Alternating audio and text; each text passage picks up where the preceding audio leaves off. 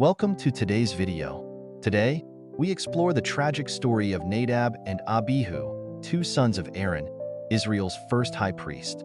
These young men held sacred positions, yet a moment of disobedience cost them their lives. This story, found in Leviticus 10 verses 1 to 7, is more than just a tragedy. It teaches us critical lessons about the importance of obedience, reverence for God, and spiritual discipline. Stick around as we walk through this story and share 5 important lessons we can apply to our own lives today. Let's dive in.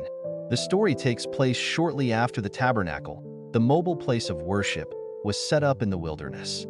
God gave specific instructions on how sacrifices were to be made, with each step carried out in exact obedience.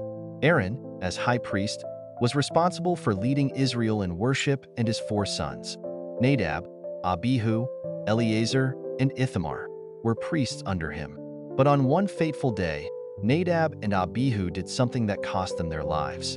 Leviticus 10 verse 1 says, "Instead of following God's instructions on how to offer incense, they took it upon themselves to do things their own way, presenting what the Bible calls strange or unauthorized fire. Then suddenly, fire came out from the presence of the Lord and consumed them on the spot. They were killed instantly." Imagine the shock.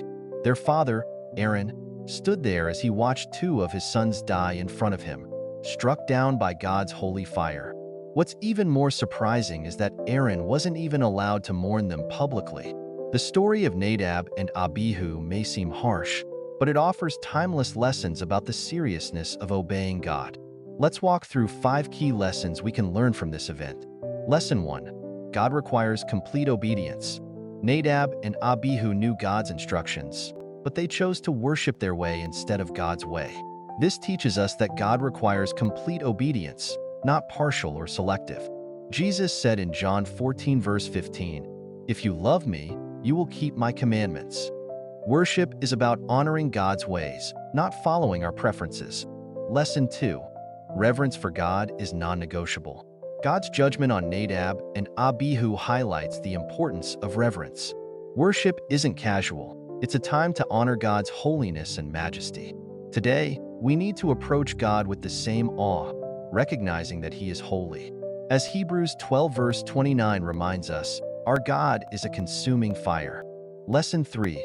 Spiritual leaders are held to a higher standard.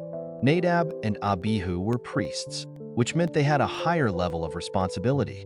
Their failure didn't just affect them. It also set a bad example for others. This teaches us that leaders, especially in ministry, are held to higher standards. As James 3 verse 1 warns, "Not many of you should become teachers, because you know that we who teach will be judged more strictly." Lesson 4.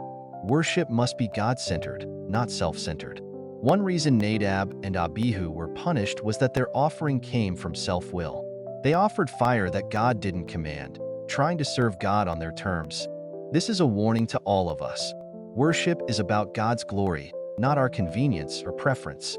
Our service must always reflect His will, not what seems right to us. Lesson 5.